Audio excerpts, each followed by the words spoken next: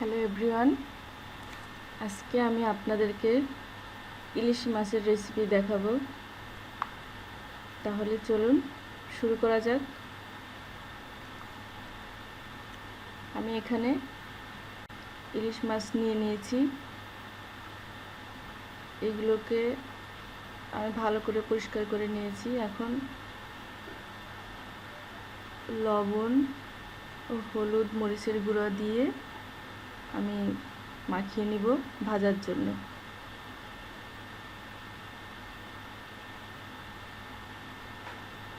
আমার মতো যারা নতুন আছেন ইউটিউবে, অবশ্যই আমার আপু ভাইয়াদের উদ্দেশ্যে বলবো আমাকে সাপোর্ট করবেন।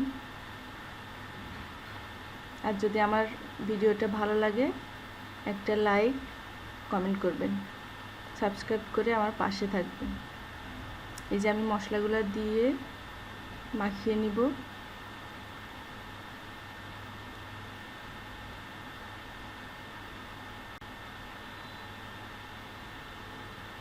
এখন চুলায় একটা প্যান বসিয়েছি,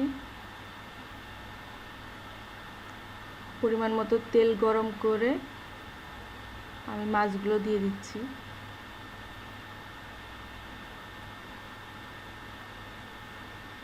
মাছগুলো আমি হালকা ভাজি করব।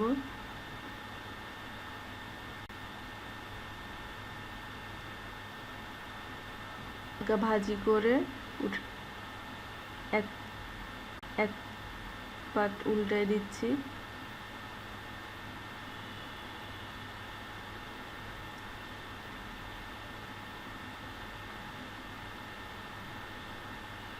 এইভাবে আরেক পাশ হয়ে গেলে আমি উঠিয়ে নিব।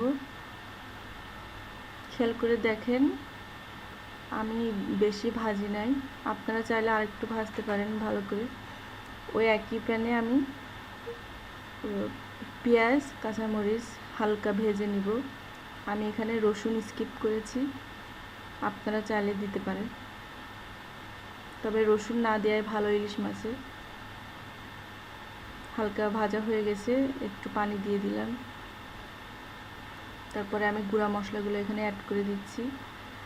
হলুদ মরিচের গুঁড়া, হালকা জিরার গুঁড়া আর লবণ দিয়ে আমি মশলাটা কষিয়ে নেব।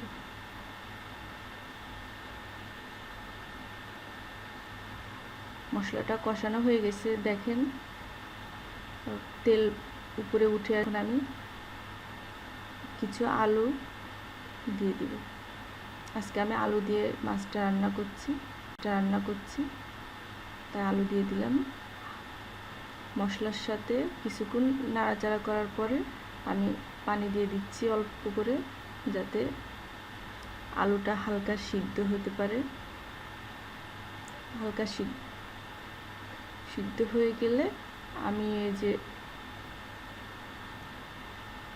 ঝোলের পানি দিয়ে দিলাম, সাথে মাথাটা আগেই দিয়ে দিছিলাম, ওটা স্কিপ হয়ে গেছে।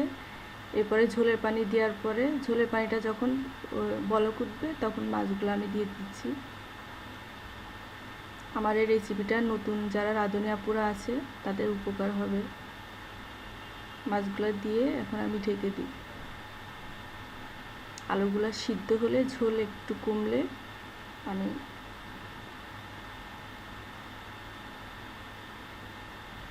এই যে দেখুন আমার আলুটা সিদ্ধ হয়ে গেছে, তরকারিটাও হয়ে গেছে। এখন আমি নামিয়ে নিব চুলার দিকে।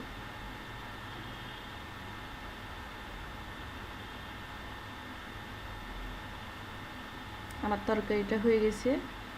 এই যে, যদি আপনাদের ভালো লাগে অবশ্যই কমেন্ট করবেন, লাইক করবেন, আমার পাশে থাকবেন। ধন্যবাদ সবাইকে।